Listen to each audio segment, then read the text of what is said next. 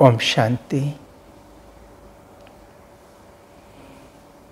कुछ मिनट के लिए अपने मन बुद्धि को एकाग्र करते हुए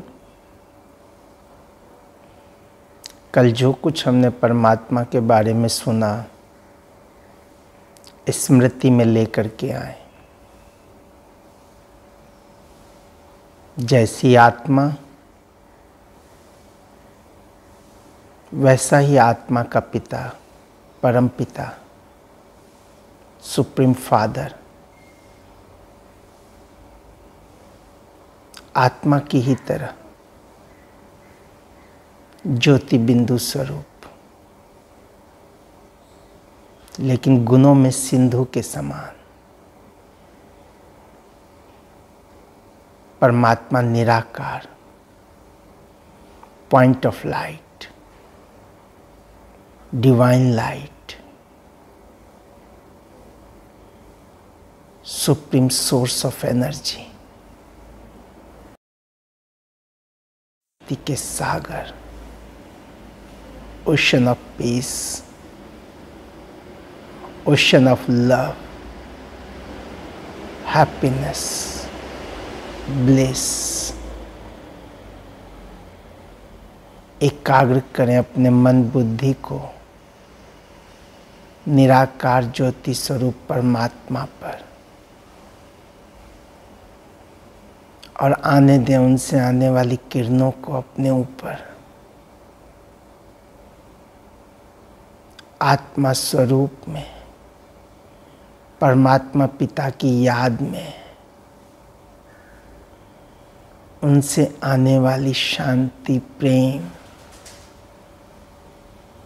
खुशी, शक्ति की किरणों को अपने में समाए, भरपूर होते जाएं।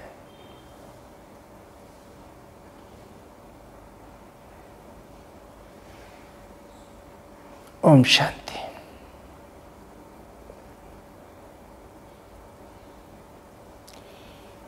कल हमने परमात्मा के बारे में बहुत एक चिंतन वाली चीजों को सुना कि मान्यता क्या है, और कहीं ना कहीं अगर आप गहराई से विचार करेंगे तो इन मान्यताओं को पकड़ने के कारण हम परमात्मा से डिस्कनेक्ट होते चले गए। एक समय था जब विकासवाद और कम्युनिज्म का इतना अधिक प्रभाव पड़ा कि पूरी दुनिया के अंदर नास्तिकवाद एक चरम पर पहुंच गया। लोग परमात्मा से बिल्कुल एक तरह से जुदा ही हो गए। और फिर जब लोगों के जीवन से भौतिकवाद में अत्यधिक घिरते जाने की वजह से, भौतिकता में डूबने की वजह से, विलासिता में डूबने की वजह से, बुराइयों में डूबने की वजह से जब लोगों का मन छटपटाने लगा, बेचैन हो उठा, अशांत हो उठा, फिर से लोगों ने मेडिटेशन के माध्यम से, ध्यान साधना के माध्यम से परमात्मा की ओर जाने का प्रयास किया।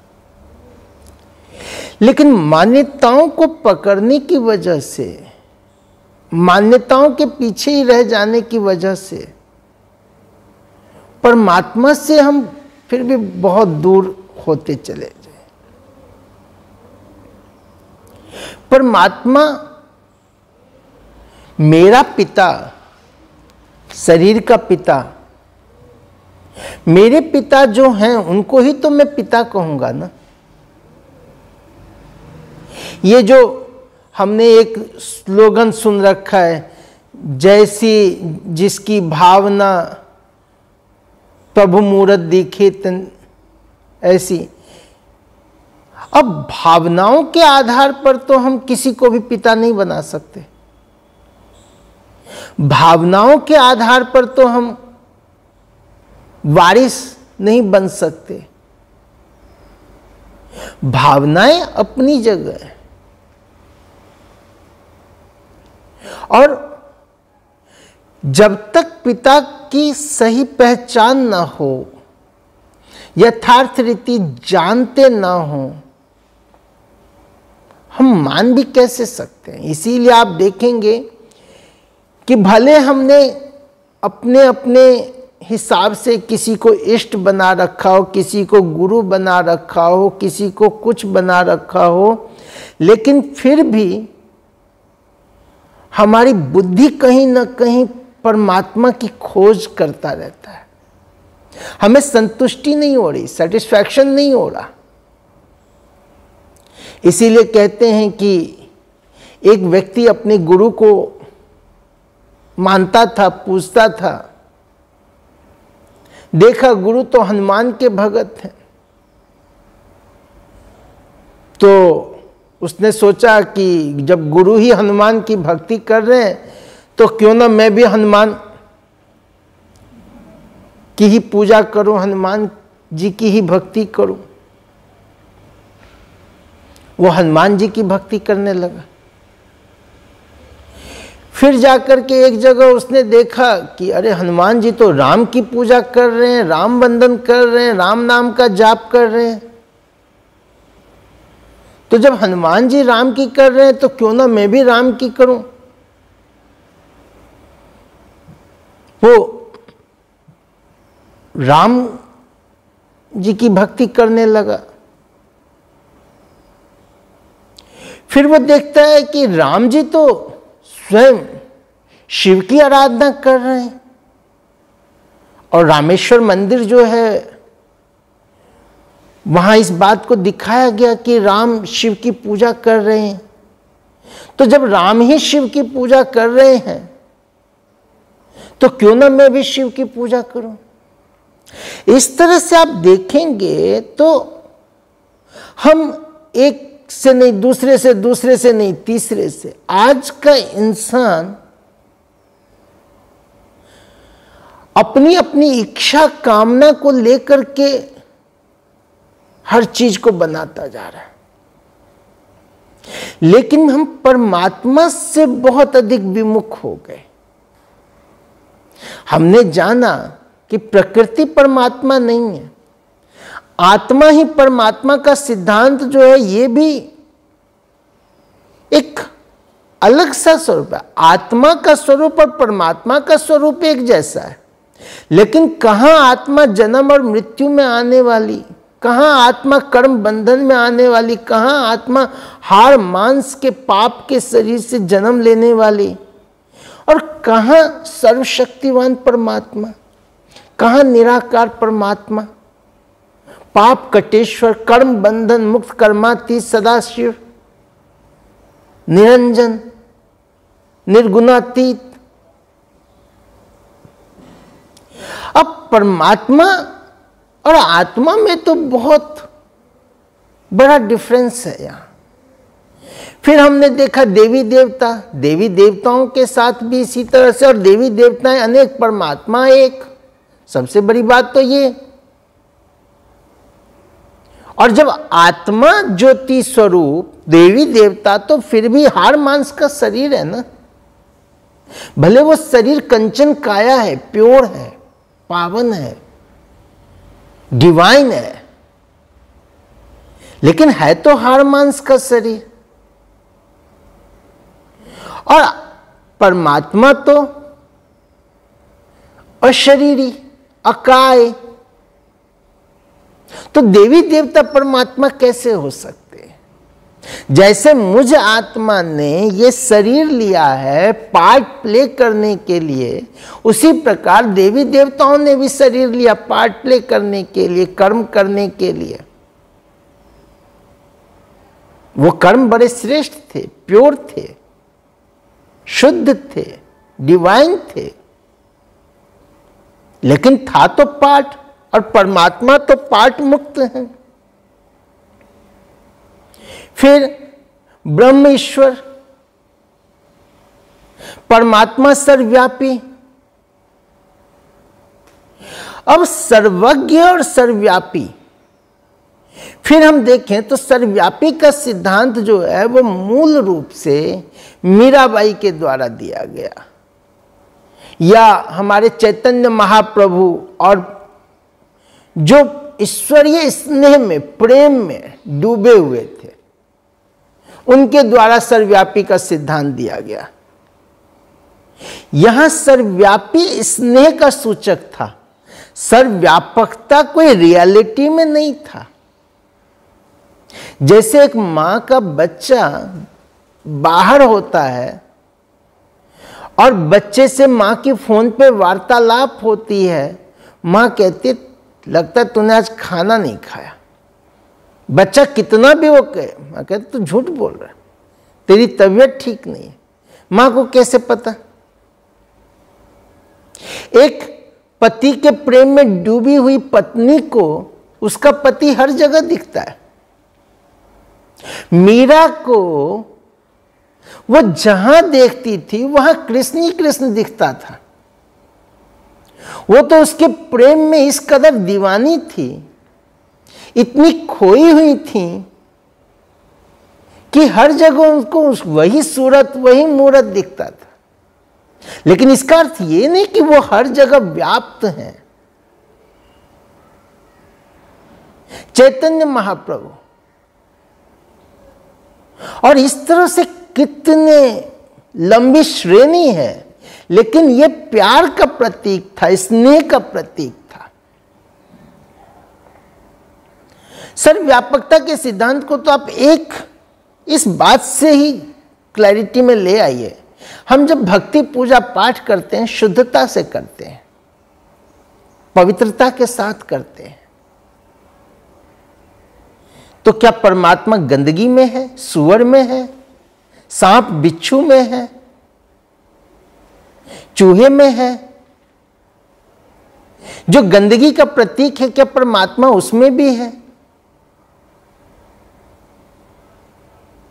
और कहीं ना कहीं अगर आप देखें तो इस बात को जिन्होंने सर्वव्यापकता का सिद्धांत दिया, वो भी इस बात को स्वीकार नहीं करते कि उसमें परमात्मा है। और ऐसे अनेकों बड़े बड़े संतों का, महात्माओं का, महामंडलेश्वरों का अनुभवों में आपने देखा होगा। यहां तक कि शंकराचार्य जी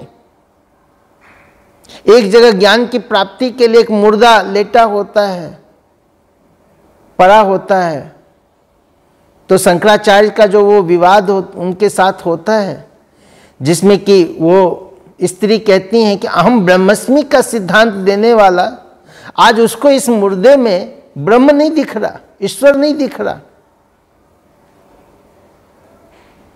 उस समय वो उस स्त्री को गुरु माता जरूर स्वीकार करते हैं, लेकिन क्या एक मुर्दे में भगवान के अस्तित्व को आप स्वीकार कर सकते हैं? अगर स्वीकार कर सकते हैं तो मुर्दा जलाने के बाद स्नान क्यों करते हैं? मुर्दे को जब हम अग्नि संस्कार करने जाते हैं, अशुभ क्यों माना जाता है? यहां तक कि कई घरों में तो चूल्हे भी नहीं जलते हैं जिनके घर से वो व्यक्ति गया होता है।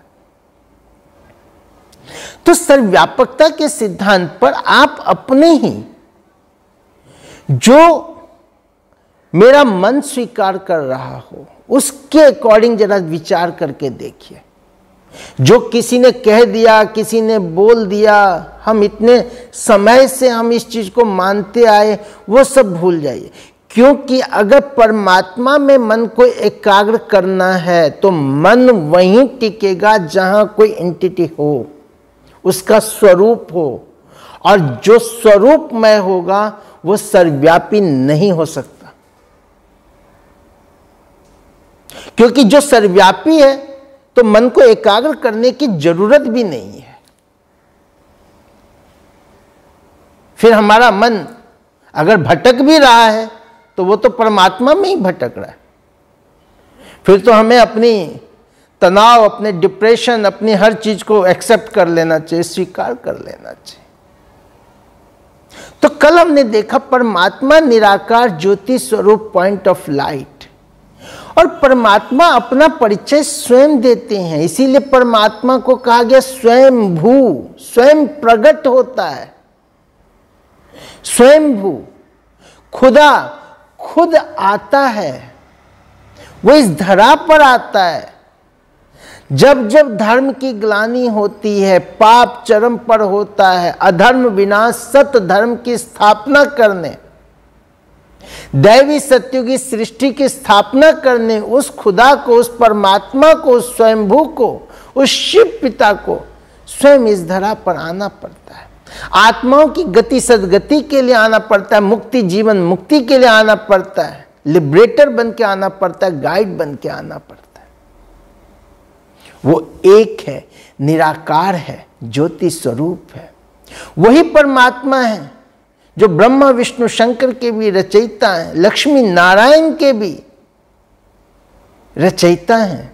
नर को नारायण, नारी को श्री लक्ष्मी बनाने वाले पतित पावन पार ब्रह्म परमेश्वर वो एक है, निराकार है, ज्योति स्वरूप है। वो परमात्मा ही है जो गति सदगति देता है, मुक्ति जीवन मुक्ति देता है। वो परमात्मा ही है जो हमारे पापों को हरता है। उसको वैद्यनाथ भी कहा गया, पाप कटेश्वर भी कहा गया। उनके सहस्त्रों नाम हैं, लेकिन परमात्मा के नाम कर्तव्यवाचक और गुणवाचक है। वो उनके कर्तव्य और गुणों पर आधारित है। आज हमारे भी नाम परमात्मा के नाम पर होते हैं, लेकिन वो हमारे गुण और कर्तव्यों पर आधारित नहीं होते। इस पर एक बहुत सुंदर हंसी की कहानी है। कहते हैं एक व्यक्ति का नाम था छज्जूमल। तो उसकी पत्नी को सब पुकारते थे, देखो छज्जूमल की बीवी आ गई, छज्जूमल की बीवी आ गई। तो बड़ी इरिटेट होती थी, पता नहीं इनके माँ बाप ने ये कहाँ से नाम रख दिया है और लोग मेरा मजाक उड़ाते हैं। तो एक दिन उसने सोचा कि चलो सुबह सुबह ही पति के लिए खाना वाना पैक कर दिया, पोटली बांध दिया, बोला आज ये खाना लेके आप घर से निकल जाओ, लेकिन घर आप वापस तभी आना जब आपको कोई अच्छा सा नाम मिल जाए।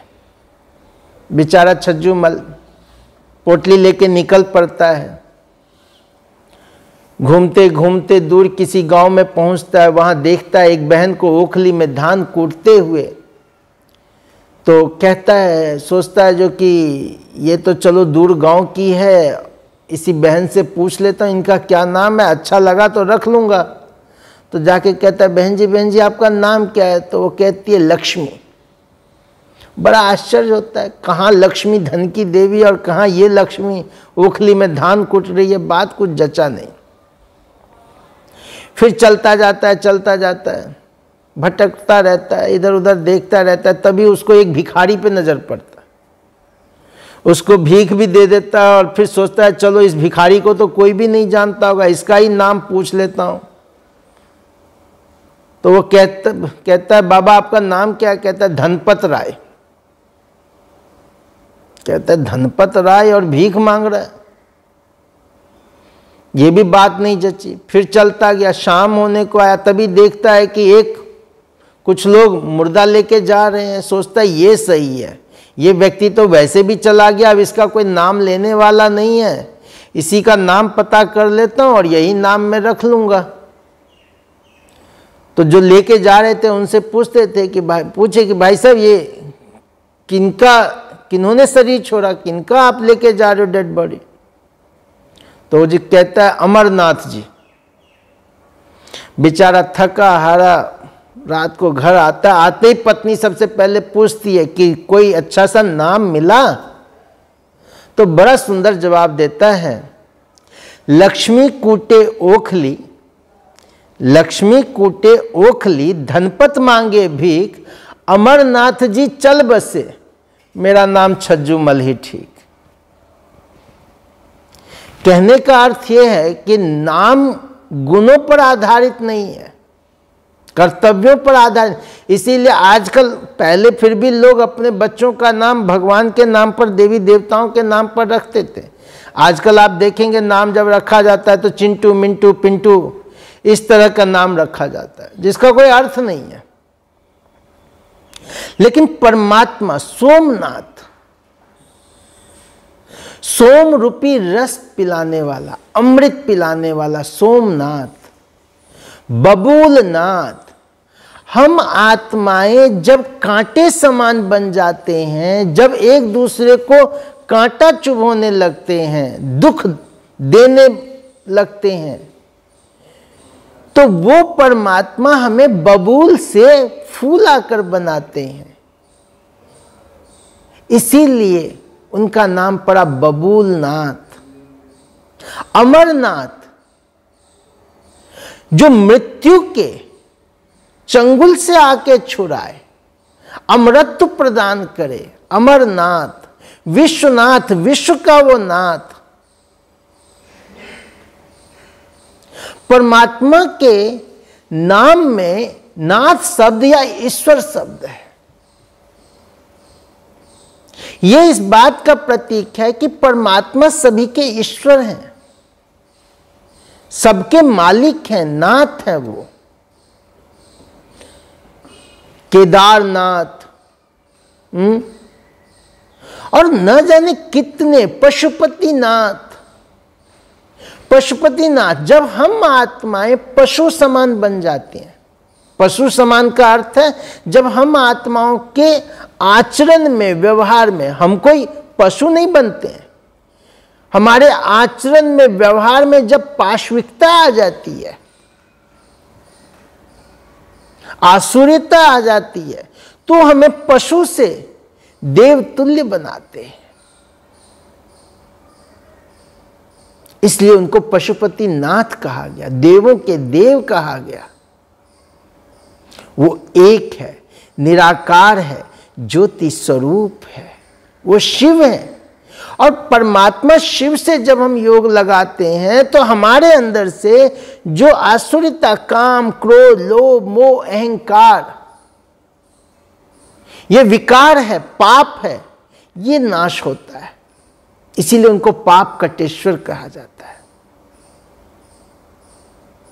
पाप हरने वाला कहा जाता है, अवगुणों का नाश करने वाला, विषनाशक, विषतोरक, नीलकंठ। इसीलिए उनका गायन है, जिन्होंने हमारे अंदर के इन विकारों को, बुराइयों को स्वीकार किया। विषहर भी कहा जाता है। वो एक है, निराकार है, ज्योति स्वरूप है, वो हेवनली गॉड फादर है, स्वर्ग के रचयिता हैं, और वही पाप हरते हैं, कोई दूसरा पाप नहीं हर सकता। भाइयों बहनों, बहुत ध्यान देंगे इस बात को कि परमात्मा को ही पतित पावन कहा जाता है। हम जो आरती गाते हैं, विषय विकार मिटाओ पाप हरो देवा, वो परमात्मा के लिए गाते हैं। गंगा के पानी में नहाने से किसी का पाप नहीं नष्ट हो सकता। अगर गंगा के पानी में नहाने से पाप नाश होता तो जितने भी कैदी हैं, मुजरिम है, सबको ले जाके गंगा में डुबो देना चाहिए, पाप मुक्त हो जाते, सरकार का कितना बड़ा बजट बच जाता। कहते हैं कि एक बार एक बहुत ही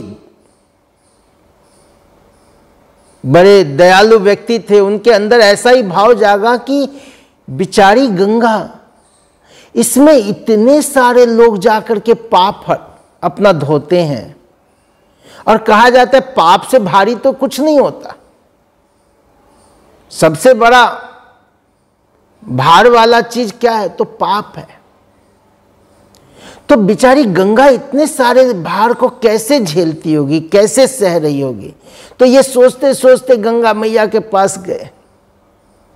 गंगा मैया को जाके बोले कि माँ, आप में इतनी सारी दुनिया आके अपना पाप धोती है, आप इनके पापों का करती क्या हो। तो माँ गंगे प्रकट होती हैं और माँ गंगे कहती हैं कि अरे मैं क्यों किसी का पाप रखूंगी, मैं तो सारा पाप उठा करके गंगा सागर को दे देती हूँ, सागर में डाल देती हूँ। तो वो बेचारा और भी ज़्यादा दुखी होता है कि यहाँ तो एक गंगा, वहां तो पता नहीं कितनी नदियों का पाप उस सागर में आता है। बेचारा सागर क्या करता होगा। तो गया सागर के पास, सागर को कहता है आप में तो पूरी दुनिया का पाप भरता जा रहा है, आप इतने पापों का क्या करते हो। सागर कहता है अरे मैं किसी के पाप को लेके क्या करूंगा, मैं तो बादल को दे देता हूं। फिर वो बादल के पास जाता है, बादल को भी यही बात कहता है कि आप इतने लोगों के पापों का क्या करते हो। बादल कहता है मैं भी किसी के पापों को नहीं रखता, जिसका जो पाप है वो उसी के ऊपर डाल देता हूं। इसका कहने का भाव ये है कि इस संसार में कोई किसी के पापों को हर नहीं सकता।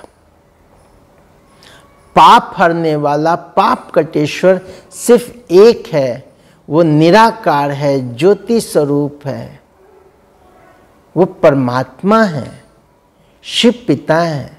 उनके लिए कहा गया त्वमेव माताश्च पिता त्वमेव त्वमेव बंधुश्च सखा त्वमेव। सर्व संबंध उस परमात्मा से, वो माता भी है पिता भी है, इसीलिए उनको बाबा कहते हैं। बाबा, हम परमात्मा को परमात्मा कह के नहीं, बाबा कह के, क्योंकि बाबा शब्द में एक अपनापन है, रिलेशन है, समीपता है। बाबा क्यों कहते हैं? क्योंकि वो बापों का भी बाप है, सर्व का पिता है।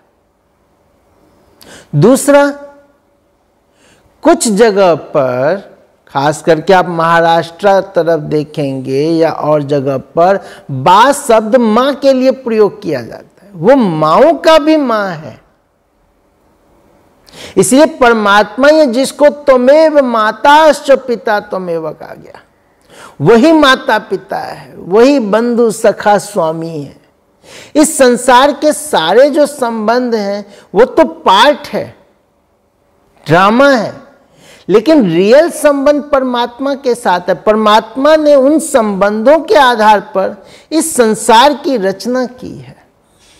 वो एक है, निराकार है। और सभी धर्मों में, ध्यान देंगे, सभी धर्मों में निराकार शिव को ही परमात्मा माना गया है।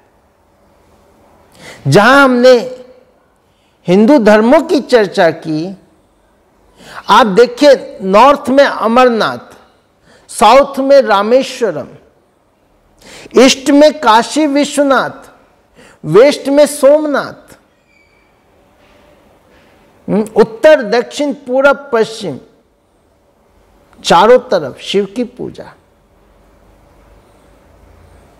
नेपाल पशुपतिनाथ, 12 ज्योतिर्लिंग मठ, 12 ज्योतिर्लिंग का गायन है ये, जो विश्व प्रसिद्ध ज्योतिर्लिंग मठ है। शिवलिंग को ज्योतिर्लिंग भी कहा गया, वो ज्योति स्वरूप परमात्मा का प्रतीक है। तो 12 ज्योतिर्लिंग मठ, वहीं आप देखेंगे रामेश्वरम में राम ने शिव की पूजा की, गोपेश्वरम में कृष्ण ने शिव की पूजा की। वो देवों के भी आराध्य हैं, ईश्वर हैं, राम के ईश्वर, कृष्ण के ईश्वर।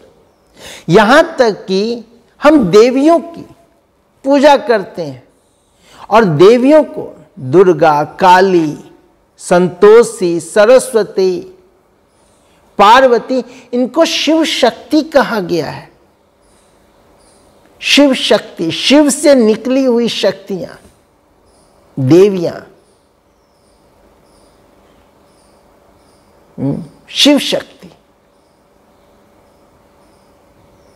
तो देवियों के भी जो आराध्य हैं, जिनसे देवियां निकली हुई हैं, वो एक है, वो शिव है, निराकार है, ज्योति स्वरूप है। लेकिन सिर्फ हिंदू धर्मों में शिव की पूजा नहीं होती। आप अगर देखें और इतिहास के पन्नों को खोलें तो मक्का, जहां लोग हज करने जाते हैं, इस चित्र में आप देखेंगे यहां एक काला पत्थर रखा हुआ है जिसे संगे अस्वद कहा जाता है। और यथार्थ ये है, सच्चाई ये है कि काशी विश्वनाथ का शिवालय और मक्का में रखा हुआ संगे अस्वद दोनों एक जैसा है। इसीलिए कहा गया काशी काबा एक। दुनिया में कहीं भी मस्जिद में कोई पत्थर का चिन्ह नहीं रखा जाता है, सिर्फ इसी जगह पर यह रखा गया है जिसको संगे अस्वद पवित्र परमात्मा का प्रतीक मानते हैं।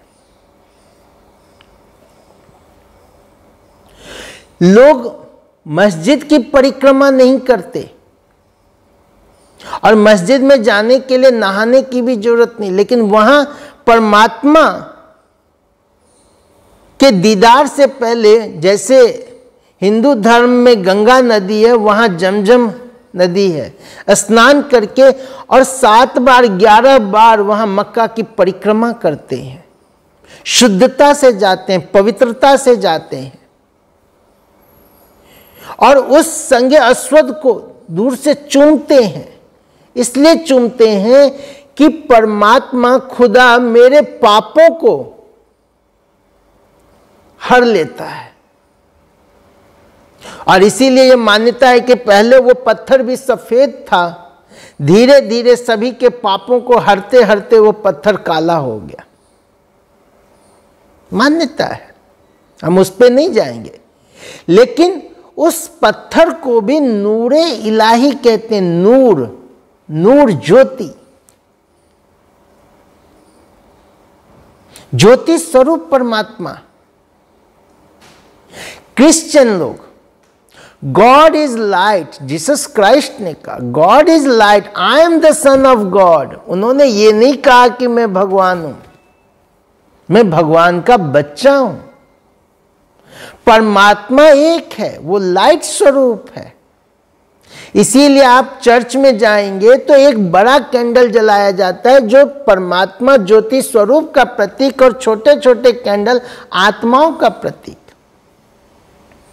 बौद्ध धर्म, वैसे तो बौद्ध धर्म को गॉडलेस रिलीजन माना गया, लेकिन अगर आप देखें तो जापान में और जगह पे जो बौद्धि लोग हैं, वो लोग एक लकड़ी के स्टैंड पर 3 फुट हाइट, 3 फुट की दूरी से लाल पत्थर रखते हैं, जिस पत्थर को चिनकॉन्सेकी कहते हैं, अर्थात पीस गिवर, शांति दाता। और उस पत्थर से 3 फुट की दूरी से वो लोग ध्यान लगाते हैं, मेडिटेट करते हैं। वो लंब गोलाकार लाल पत्थर जो ज्योति का प्रतीक। गुरु नानक देव जी ने भी कहा एक ओंकार सतनाम, कर्ता पुरुष निर्वैर। परमात्मा एक है, ओंकार है, निराकार है। गुरु गोविंद सिंह ने तो परमात्मा को शिव शब्द से संबोधित किया, दे शिवा ये वर मोहे, शुभ कर्म मन से कबहू न टलूं। उन्होंने परमात्मा को शिव शब्द से संबोधित किया। हजरत मूसा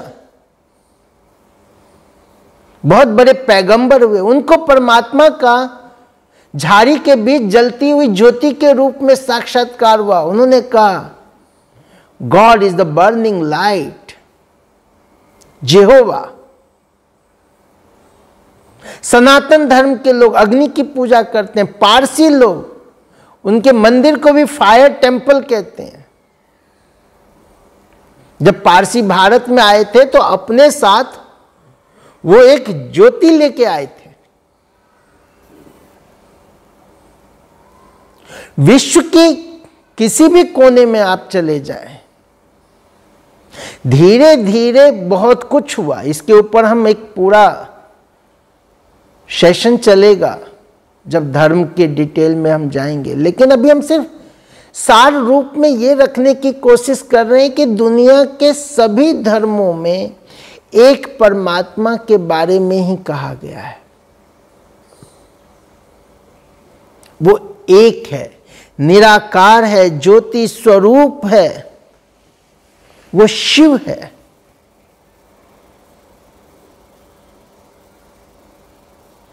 लेकिन वो कोई जड़ शिव नहीं है, वो कोई पत्थर नहीं है। भाइयों बहनों, क्या हम अपने माता पिता को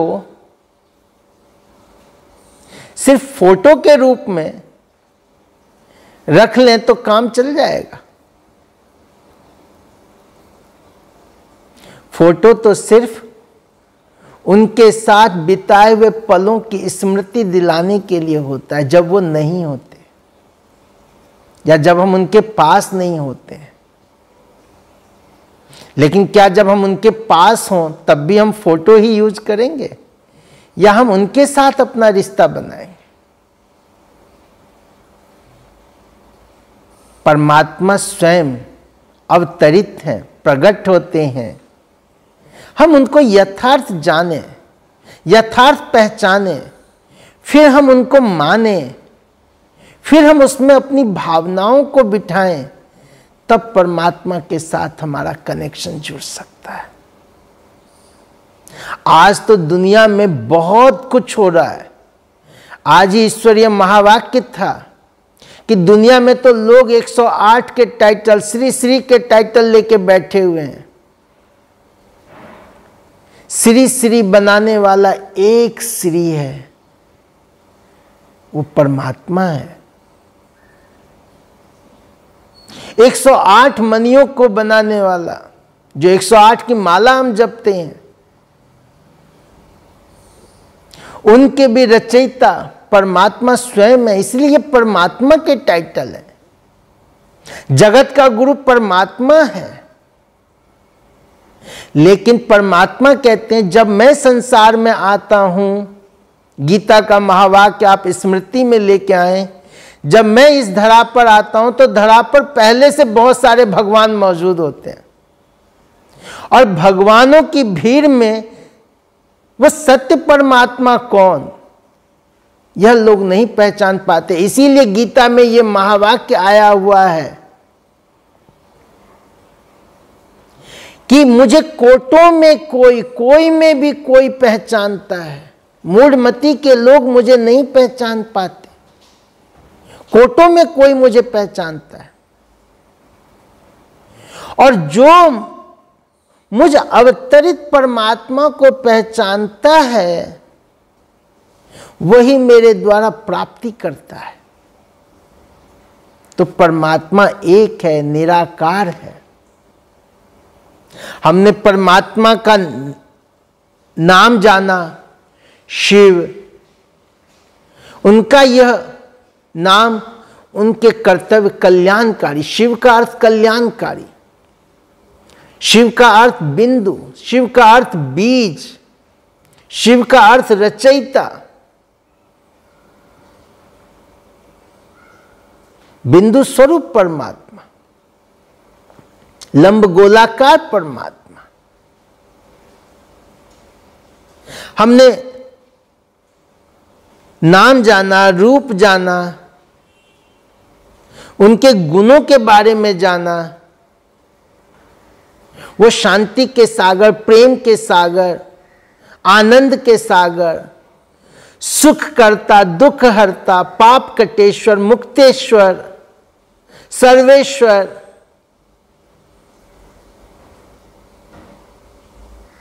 अब हम परमात्मा रहते कहां हैं? क्योंकि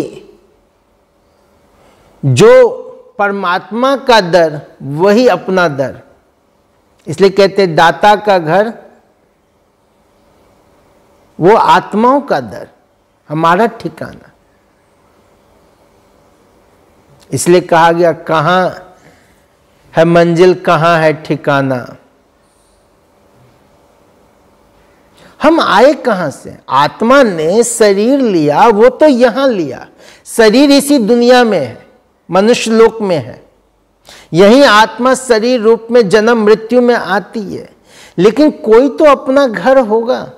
जैसे जब कोई ड्रामा करने जाते हैं, स्टेज पे जाते हैं, ड्रेस पहन के जाते हैं, लेकिन घर जब आते होंगे तो अपने घर में नॉर्मल, उसमें ओरिजिनल स्वरूप में। हम लोग दफ्तर में काम करने जाते हैं, हम दफ्तर में रहते नहीं हैं, घर आते हैं। घर क्यों आते हैं? घर का महत्व क्या है? घर की खींच क्यों हमें पड़ती है? आप देखेंगे आज भी घर में भले कितना भी, कई लोगों को तो घर में बहुत ही कलह कलेश का वातावरण, फिर भी घर ही खींचता है।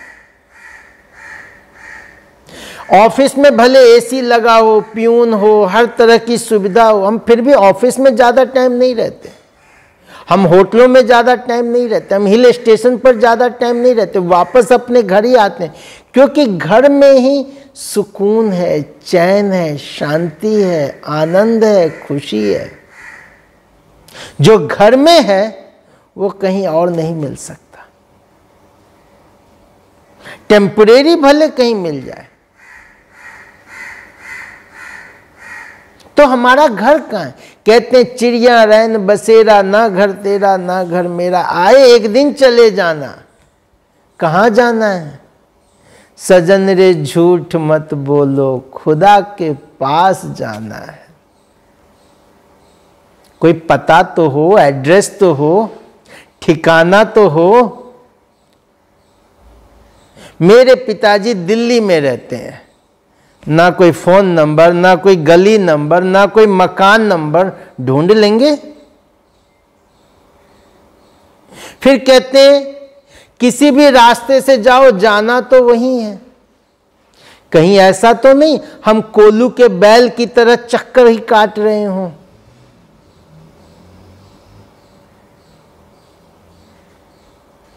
परमात्मा एक, घर एक, रास्ता भी एक ही, और वो रास्ता वो स्वयं बताता है।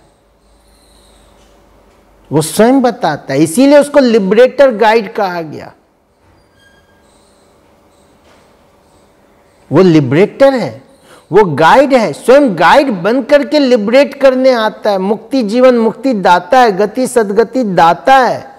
कोई इंसान गति सदगति दाता नहीं हो सकता। तो यहां इस चित्र में आप देख रहे होंगे कि परमात्मा कहां रहते हैं। ये परिचय स्वयं परमात्मा ही हमें देते हैं। नीचे जो पृथ्वी लोक है, साकार मनुष्य लोक, यहां हड्डी मांस का शरीर लेकर के हम सब आत्माएं इस कर्म क्षेत्र पर, रंगमंच पर पाठ बजाते हैं। इसको कर्म क्षेत्र कहा गया, धर्म क्षेत्र कहा गया, कुरुक्षेत्र कहा गया। ये साकार मनुष्य लोक है, ये बेहद बृहद रंगमंच है, नाटकशाला है, जहां हर आत्मा शरीर रूपी ड्रेस पहन करके अपना अपना पार्ट प्ले कर रही है। कोई माँ का, कोई बाप का, कोई बेटे का, कोई बेटी का, कोई चाचा मामा काका फूफा बॉस नौकर, ये वो हर तरह का पार्ट है इस रंगमंच पर। इसीलिए शेक्सपियर ने कहा, life is drama, world is a stage, man is actor, God is director. ये लाइफ जो है, ये लाइफ ड्रामा है, और ड्रामा एंजॉय करने के लिए किया जाता है। ड्रामा डिप्रेशन में जाने के लिए नहीं, ड्रामा गुस्सा करने के लिए नहीं, ड्रामा फ्रस्ट्रेट होने का नाम नहीं है। एंजॉयमेंट है, स्पोर्ट्स है, प्ले है। तो ये सृष्टि रूपी रंगमंच है। यहां हम आत्माएं शरीर लेते हैं, पाठ बजाते हैं, यहां हम आवाज में आते हैं, कर्म करते हैं। कर्म क्षेत्र है ये। इसको कॉर्पोरियल वर्ल्ड कहते हैं, साकार मनुष्य लोग कहते हैं। और साकार मनुष्य लोक के ऊपर, 5 तत्वों की दुनिया के ऊपर, चांद तारागण के पार, बीच में ये 3 सूक्ष्म लोक दिखाया गया, ब्रह्मपुरी, विष्णुपुरी, शंकरपुरी। यहां ये तीनों देवताएं एंजेलिक फॉर्म में, लाइट फॉर्म में, क्योंकि यहां हड्डी मांस का शरीर नहीं होता, यहां प्रकाशमय काया होता है। उस दुनिया में हड्डी मांस के शरीर से कोई जा भी नहीं सकता है, लाइट फॉर्म है वो। वहां आवाज नहीं होता, इशारों से वहां कारोबार चलता है। वहां पर साकार लोक की तरह जन्म और मृत्यु नहीं है, कर्म कर्म का फल नहीं है, कर्म बंधन नहीं है। वो मूवी वर्ल्ड कहलाता है, इशारों की दुनिया। लेकिन उसके भी पार इस सूक्ष्म लोक को धर्मराजपुरी भी कहते हैं। कहते हैं कि जब आत्माएं अंत में जाती हैं तो इसी लोक से होकर के जाना पड़ता है। यहां पर आत्माओं को अपने अपने कर्मों का फल चुकतू करके अकाउंट क्लियर करके जाना होता है। लेकिन इसके ऊपर जो ये सुनहरे लाल प्रकाश की दुनिया है, छठा तत्व ब्रह्म तत्व, ये है परम धाम, ब्रह्म लोक, शिव लोक। इसी दुनिया के लिए कहा गया पार ब्रह्म परमेश्वर, पार ब्रह्म के रहने वाले। इसी को गीता में कहा गया कि मैं चांद तारागण के भी पार, पार ब्रह्म का रहने वाला हूं। वही मेरा परम धाम है, वही शांति धाम है, वही मुक्ति धाम है, वो शिवलोक है। वही परमात्मा, शिव पिता परमात्मा और हम आत्मा अपने ओरिजिनल रूप में, ज्योति स्वरूप रूप में रहते हैं। वो शांति धाम है, प्योर डेड साइलेंस। वहां न कोई शरीर है, न कोई शरीर का बंधन है, वहां न कोई संकल्प है, न विकल्प है। हर चीज से मुक्त आत्मा सदा मुक्त है, वहां मुक्ति स्वरूप में है। वहां प्योर डेड साइलेंस चारों ओर व्याप्त है। वहां शांति के सागर के सर्वशक्तिमान की किरणें चारों ओर व्याप्त है। वो छठा तत्व है। मुसलमान लोग उसको सातवां आसमान कहते हैं, क्रिश्चियन लोग उसको हेवनली अवार्ड कहते हैं, उसको परलोक कहा जाता है। परे ते परे लोक, जहां परे ते परे सर्वोपरि परमात्मा स्वयं रहते हैं, परम धाम। वहीं से हम आत्माएं सृष्टि के आदि में इस रंगमंच पर पाठ बजाने के लिए आते हैं, पार्ट प्ले करने के लिए आते हैं। और जब आत्माएं पति तमो प्रधान हो जाती हैं, जब सभी आत्माओं पाठ बजाने के लिए इस धरा पर आ जाती हैं, और जब नाटक एंड होता है तो स्वयं सर्वशक्तिमान परमात्मा इस धरा पर अवतरित होकर हम सब आत्माओं को वापस लेकर के जाते हैं। इसीलिए गीता में अंत में दिखाया गया, महाविनाश के पश्चात मच्छरों सदृश आत्माएं घर को जाती हैं। मच्छरों सदृश, यहां मच्छर शब्द छोटी छोटी सितारे माफिक आत्माओं का प्रतीक है, और वो लिबरेट करने स्वयं परमात्मा आते।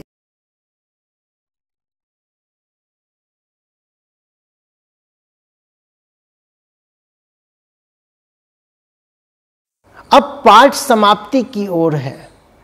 इसीलिए आप देख रहे होंगे आज जो संसार की हालत है वो उसी तरह है।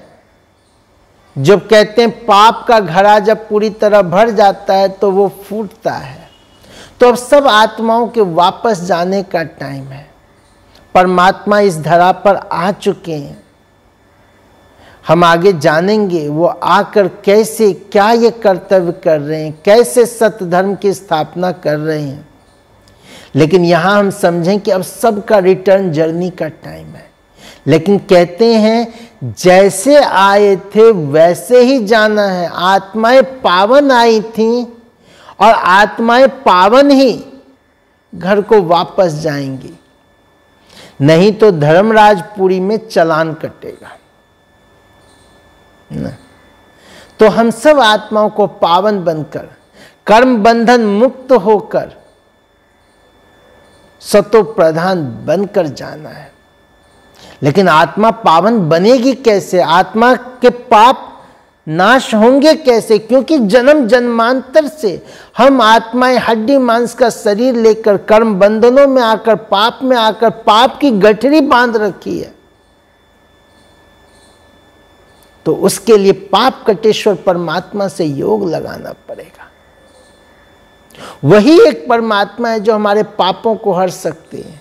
और जैसे जैसे आत्मा के पाप मुक्त होगी, आत्मा लाइट होती जाएगी, आत्मा डिवाइन बनती जाएगी, दुख रोग शोक सब मिट जाएंगे। इसीलिए कहते हैं शिव भोलेनाथ का भंडारा भरपूर, काल कंटक दूर। सारे दुख रोग शोक मिट जाएंगे, सारे पाप नाश हो जाएंगे। लेकिन उसके लिए परमात्मा में मन और बुद्धि, क्योंकि वो निराकार है और शरीरी है, और मन और बुद्धि के द्वारा ही उनके साथ कनेक्शन जोड़ा जा सकता है। आत्मा निराकार से और आत्मा का संबंध परमात्मा से, शरीर का संबंध परमात्मा से नहीं है। तो परमात्मा की किरणें आत्मा में आएंगी और आत्मा से शरीर में फ्लो करती है। परमात्मा की किरणें डायरेक्ट हमारे तन में नहीं आएगी। तो अगर मुझे निरोगी बनना है, अगर मुझे सशक्त बनना है, अगर मुझे अपनी स्थिति को पावरफुल बनाना है, तो आत्मा स्वरूप में स्थित होकर, स्वयं को आत्मा समझ करके उस परमात्मा पिता को याद करना है। जब याद से याद मिलती है, जब योग लगता है, योग अर्थात मिलन, जब उसके साथ हमारा योग लग जाता है, तो उसकी करंट, उसकी शक्ति, उसकी ऊर्जा आत्मा में निरंतर फ्लो होती जाती है और आत्मा प्राप्ति करके भरपूरता का अनुभव करती है, आनंद का अनुभव करती है। तो चलें हम सब याद करें कुछ देर उस परमात्मा को। आज हमने परमात्मा के नाम रूप कर्तव्य को जाना, परमात्मा के धाम को नाम रूप गुण को जाना, धाम को जाना। हम अगले चैप्टर में परमात्मा के कर्तव्य को जानेंगे। वो क्या करते हैं, क्या नहीं करते हैं। हमने तो कह दिया सब कुछ वही करता है। वो किस रूप में करता है, कैसे करता है, हम उसके बारे में जानेंगे। अभी हम कुछ देर के लिए बिल्कुल एकाग्र स्थिर हो जाएं, अपने आप को बिल्कुल स्ट्रेट कर लें। अगर आप थोड़ा बहुत मूवमेंट करना चाहते हैं कर लें और सीधे होके बैठें। लंबी सांस लें, सांसों को छोड़ें। 3 बार आप सांस लंबी लें, सांस छोड़ें,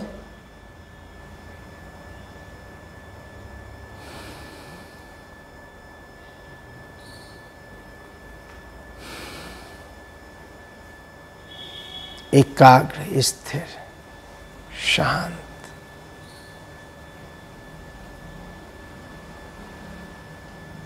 मैं आत्मा इस शरीर में भ्रकुटी के मध्य विराजमान होकर इस सृष्टि रंगमंच पर पाठ बजाते हुए जन्म जन्मांतर से जन्म दर जन्म कर्म बंधन में बंधी हुई मैं आत्मा निरंतर पाठ बजाते हुए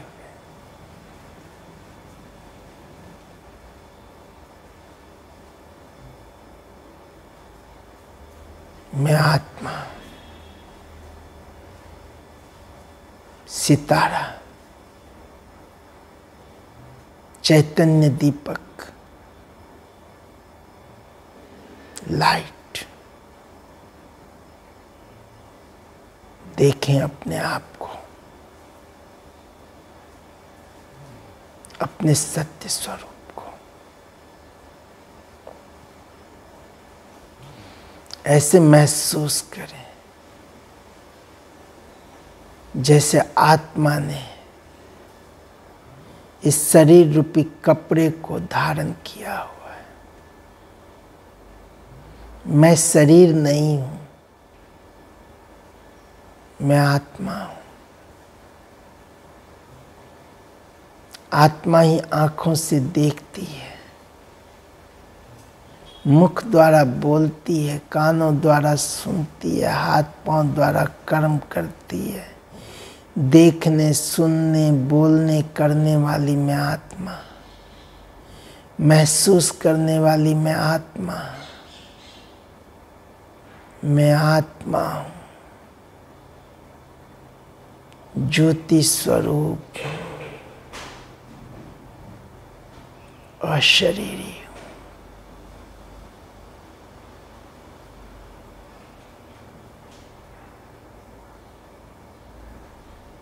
अपने सत्य स्वरूप को देखते हुए उसकी लाइट, उसकी माइट को महसूस करें। टिक जाएं अपने उस वास्तविक स्वरूप में। मैं कितनी लाइट, कितनी हल्की।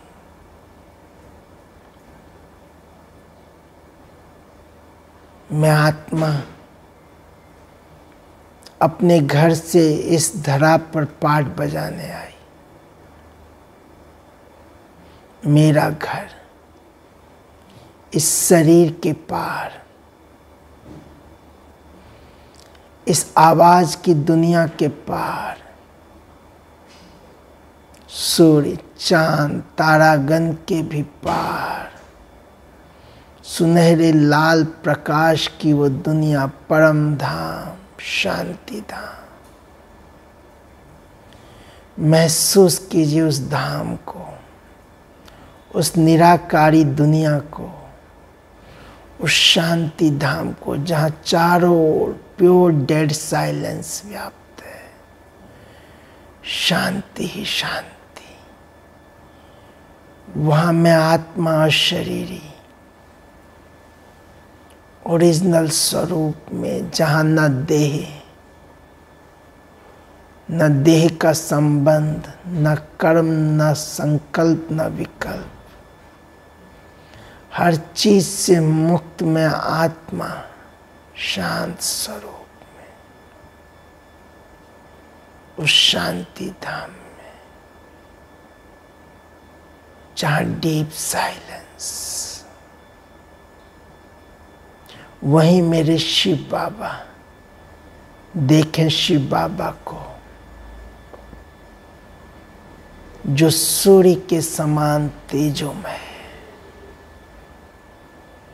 चंद्रमा से भी अधिक शीतल, शांति, प्रेम, खुशी, आनंद, पवित्रता, शक्ति की धारा किरणों के रूप में निरंतर उनसे चारों ओर प्रवाहित होते हुए अपने आप को महसूस करें उस ज्योति स्वरूप परमात्मा के सम्मुख। देखें उस ज्ञान सूर्य परमात्मा को, ज्ञान के सागर परमात्मा को। मन बुद्धि को टिका दें उनके स्वरूप में। शांति की असीम धारा, फाउंटेन निरंतर उनसे प्रवाहित होते हुए मेरे ऊपर बरस रही है। शांति शांति, निरंतर शांति मेरे अंदर समाते हुए, मुझ आत्मा में भरते हुए। लाइट स्वरूप परमात्मा, सुप्रीम लाइट, उनकी मैं संतान लाइट स्वरूप। शांति के सागर, उनकी मैं संतान, आत्मा शांत स्वरूप। आने दे किरणों को, शांति की शक्ति, प्रेम की शक्ति, सुख, आनंद, पवित्रता। कितना सुंदर मेरा भाग्य है, वारे में जो आज स्वयं परमात्मा मेरे सम्मुख है, शिव बाबा मेरे सामने,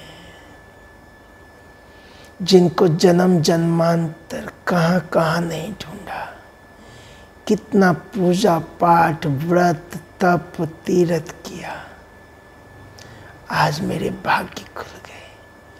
जो स्वयं भाग्य विधाता मेरे सामने है, लगा लें अपने मन बुद्धि को, उसमें जोड़ लें अपने मन के तार उनके साथ, अपने मन की भावनाओं को उस परमात्मा पिता में, माता पिता, बंधु, सखा, स्वामी में, और निरंतर उनसे आने वाली उस शांति सुख की किरणों को, उसकी धारा को, और मैं आत्मा शांति से भरपूर, प्रेम से भरपूर, सुख से भरपूर, शक्ति से भरपूर होकर इस संसार में सुख, शांति, प्रेम, खुशी की किरणें फैलाने के लिए वापस अपने मस्तक सिंहासन पर, पूरे शरीर में, एक एक अंग में, आसपास, चारों ओर वाइब्रेशन तरंगे फैलाते हुए मैं शांत स्वरूप आत्मा हूं। शिव बाबा की छत्र छाया में, उनकी किरणों के नीचे। ओम शांति शांति शांति।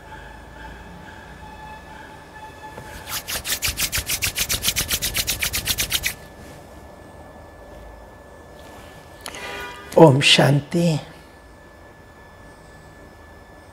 एक और चीज, और आप इसको अपने हर बीमारी पे यूज कर सकते हैं।